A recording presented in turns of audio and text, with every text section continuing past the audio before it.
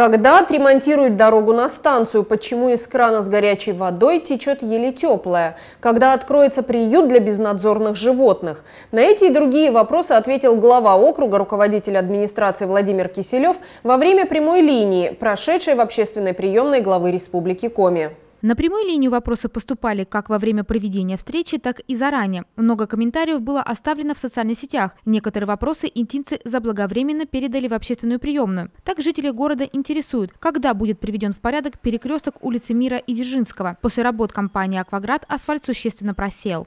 Штаб по подготовке к зиме и на это я обратил внимание переделать. Дал поручение, контроль, «Акваград» должен это все переделать. Потому что такой ремонт нам не нужен. Мы видим, что там сейчас образовалась впадина, вода стоит, в некоторых местах разрушения, поэтому будут переделывать. Актуальный и насущный вопрос – приведение в нормативное состояние автомобильной дороги на железнодорожную станцию. Регион выделил Инте на данные работы 75 миллионов рублей, но ремонт до сих пор не начат. Первый аукцион мы отыграли, к сожалению, никто не заявился. Сейчас мы объявили второй. На первый участок от ЖД вокзала до переезда аукцион отыгран, подрядчик есть и будут заниматься. Что касается последующих, сейчас заявки принимаются, я думаю, что также подрядчик будет. Организация «Тобольск», до этого она приезжала, осматривала дорогу, разговаривала с собственником асфальтного завода. Я так понимаю, договоренности есть, поэтому уже вышли на аукцион. Город Тобольск, организация «Антон». По информации, которая у меня есть, работами занимались и асфальтированием, и благоустройством. То есть и заключенные контракты у них есть. Поэтому организация рабочая, я так понимаю, силы и средства есть. На прямую линию обратилась жительница частного дома по улице Предшахтная. Она столкнулась с рядом проблем, и все некоммунальные. Плохой напор холодной воды и отсутствие мусорного бака рядом с домом. У меня такая проблема. Воду мне по холодную как-то заменили без меня трубу, вообще полдюймовую, и она еле-еле идет. Я не могу даже постираться, потому что машинка не это сама. Вы понимаете? Я обратилась как-то к ним, они сказали, покупайте трубы, мы вам проведем. Но это их участок. Тем более я сама проработала 15 лет в УТВК. Я знаю все проблемы, которые от нашего узла идет до дома, это наш участок. А когда идет по трассе по общей, это самое. Вот так у меня проблема с водой. С мусором я ходила, вот сколько мы исправно ходим. Все эти коммунальные услуги. С мусором я ходила, мне сказали, покупайте бак и ставьте. И вы извините, я плачу за мусор. Столько лет, ну за 47 лет на Предшахтной живем. Вот. Раиса Ильинична, добрый день. Киселев Владимир Алексеевич, глава. По первому вопросу, по холодному водоснабжению, выйдем, посмотрим, проверим границы, где вместе с «Акваградом». Я думаю... Вы знаете, граница, я вообще скажу, вот здесь у меня гараж прямо на дороге стоит. И от гаража до СКС вот эта трасса идет. Ну хорошо, мы уточним, я думаю, вопрос решаемый. Да, и вот с мусором, пожалуйста, я и так собираю почти по дороге весь мусор, кто идет на работу, бросает и все, как бы это, на коробке, да, я сожгу в гараже, но это не дело же, мы столько лет ходим. С контейнером, то, что вам сказали, что вы должны покупать, не должны вы покупать, я тоже думаю, вопрос решим. Единственное, сегодня в Инте контейнеров нет, но рекоператор обещает в этом году до конца года завести, и мы обязательно проработаем, поставим. Многие интинцы столкнулись с тем, что сейчас из крана горячей воды идет теплая. Приходится долго ее сливать. А ведь потребители платят за ресурс по установленным в квартире счетчикам. С 14 по 16 гидравлические испытания проводила ПАО «Т+», 28 дефектов обнаружено. И где дефекты, там переключают на обратный трубопровод. Конечно, температура воды падает. При таких случаях составляется акт и делается перерасчет. Акт либо у ЖКХ, либо управляющей компании. Один из звонков, поступивших на прямую линию, касался благоустройства дорог во дворах. Когда делают дорогу от Мира 42 до Мира 44? Рассматриваем вопрос плитами, посчитаем, посмотрим, что можем сделать. Нет, может быть, сейчас водоотведение сделаем и отсыпем. Ну, хотя бы так. Да, вопрос записал, да. Большая земля лежит, ближе к гаражам, куча земли, там ее можно вывести хотя бы Можно, конечно. Давайте выйдем и посмотрим, и вопрос решим. Записал все. В этом году в рамках текущего контракта по содержанию дорожно-уличной сети будет отремонтировано 700 квадратных метров полотна. Это ямочный ремонт по технологии холодного асфальтирования. Мы все уже знаем, да, что у нас асфальтный завод один, и есть определенный объем, свыше которого он не сможет выработать. Поэтому по городу мы дополнительно выделили на холодный асфальт 5 миллионов, и общая сумма у нас около 10 миллионов. Это по холодному асфальту, это ямочный ремонт. Мы понимаем, что работы проводить надо, поэтому холодным асфальтом ямочный ремонт будем делать по многим улицам городской части. Что касается горячего асфальта, мы делаем 2 двора по комфортной городской среде. Также между этими дворами есть большие территории, которые тоже надо сделать, чтобы уже не оставлять эти участки не сделанными. И также асфальтный завод будет работать на станционную дорогу, поэтому объем будет большой. В Инте приступили к капитальным ремонтам. В этом году работы будут проводиться в 11 домах. В 3 заменят лифтовое оборудование. В одном планируют поменять систему водоотведения, в остальных привести в порядок кровли. Подрядчики приступили к ремонту кровель домов по улице Дзержинского. Работы были начаты в период дождей, что привело к затоплению нескольких квартир. Есть такой факт. Один пример буквально приведу. Дзержинского 29, 6 или 7 квартир затопило. Но подрядная организация все осознает, все признает, акты составили, общаются с собственниками, то есть как только кровлю сделают, значит будут делать ремонт в этих квартирах и все вопросы снимут. У нас с рекоператором договоренности в таком плане, что пока от собственников квартир, которых затопило, не будет согласия, никаких документов на оплату подписаны не будут. Поэтому все держим на контроле. Да, действительно есть проблемы, что квартиры затопили.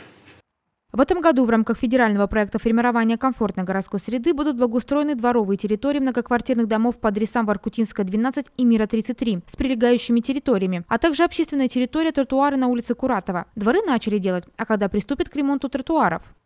Бригада делает одна, сейчас 2 двора полностью готовят, 2 территории готовят, асфальтный завод запустят, сразу здесь закончат все. Самые основные, самые трудозатратные и по времени, и по силам это подготовительные работы. Бордюр, отсыпка, колодцы необходимо поднять. Поэтому я думаю, что сейчас завершат подготовительные работы и сразу приступят к дворам. Как только дворы завершат асфальтировать, сразу же перейдут на тротуар. По тротуару, я думаю, там будет проще, потому что асфальтоукладчик встает сразу на всю ширину и пойдет сразу по всей длине, поэтому думаю, что все будет в срок и качественно. В этом году муниципалитет выделит около 1 миллиона рублей на восстановление линии освещения в микрорайоне Восточный. А будут ли проходить подобные работы в городе? Мы готовим документацию на аукцион. Будем делать участок от Дзержинского до Воркутинской по улице Куратова. То есть полностью тоже замена светильников, замена опор и замена провода. Большой объем мы в этом году делаем на селы. Когда посещал села, в некоторых селах, в селе Петрунь, попросили новую линию, где вообще не было освещения, поэтому заложили и в этом году будем делать. И также делаем замену светильников, как по городу, так и в селах именно старые меняем на новые. Также уже сделали линию до Восточного, до конечной остановки. Там у нас проблемы были с опорами, опоры сгнили, поэтому необходимо было сделать новую линию. Полностью поставили энергосберегающие светильники и также заменили кабель. Порядка 20 опор установили. С 27 июня по 27 июля проходит прием заявок на участие в отборе дворовых территорий многоквартирных домов для включения в муниципальную программу формирования современной городской среды. Городоначальник рассказал, что необходимо сделать жителям, чтобы их дворовую территорию отремонтировали в ближайшие годы. Первое, что нужно, управляющая компания должна провести собрание, объяснить жителям, что необходимо делать двор и критерии, дальнейший отбор, как это происходит. Провели собрание, пакет документов управляющая компания собирает, отправляет в администрацию. Мы их ставим в список. Дальше каждый дом рассматривается по критериям. такой один из немаловажных критериев – это сбор платежей, то есть сколько процентов платится от дома. А так всю информацию можно узнать в ПТС администрации, все расскажут, включен дом вообще в эту программу, в этот список или нет.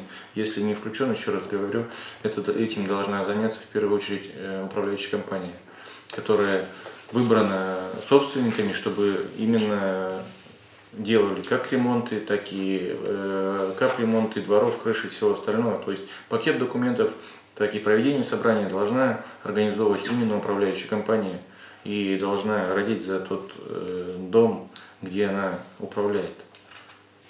Поэтому всю информацию можем рассказать в ПТС, есть отдел ПТС администрации.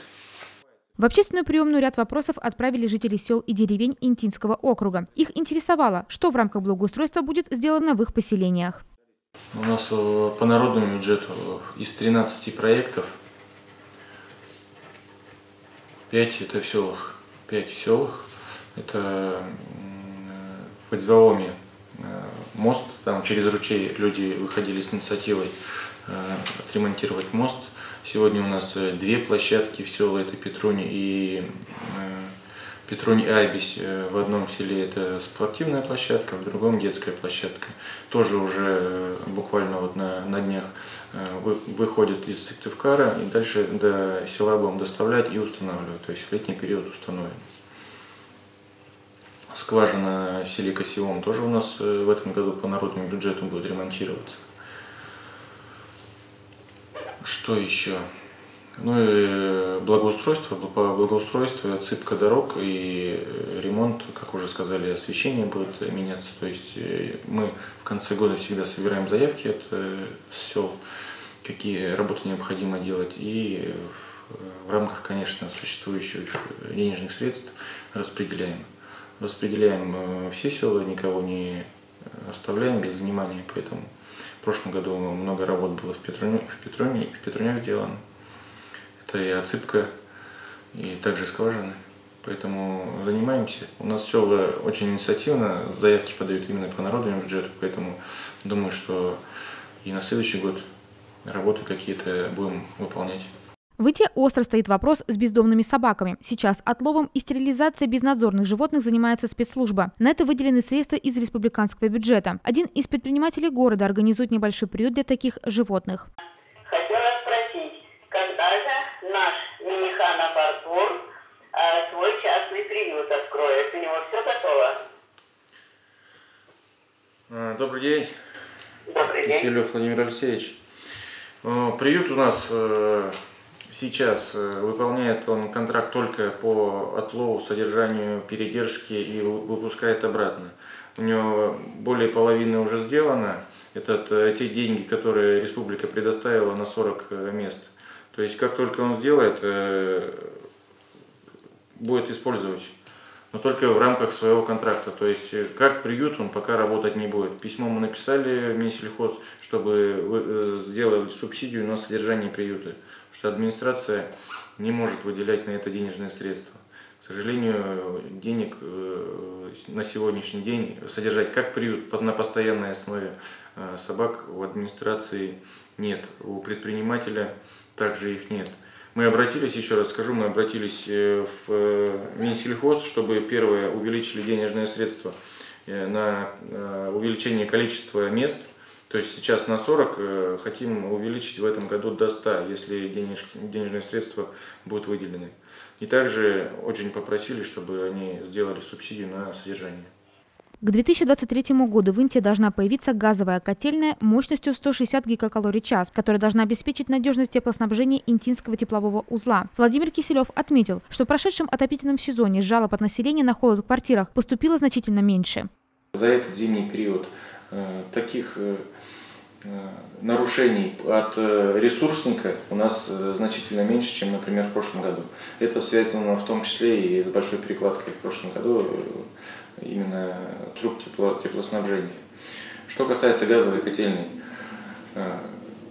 конечно, городу это только плюс. Почему? Потому что это не уголь, который необходимо постоянно привозить, да, контролировать, чтобы он нигде не задержался. Качество, что было здесь, будет проведена труба газопровода, которая будет уже питать газовую котельную. Будет новое оборудование, так же, как уже не раз говорил, будет цех химводоподготовки, то есть вода будет доводиться до питьевого качества и отпускаться жителям. Поэтому здесь только в плюс, и надеемся, что все это произойдет как можно раньше. В ходе прямой линии градоначальник ответил почти на 20 вопросов, касающихся жизнедеятельности округа.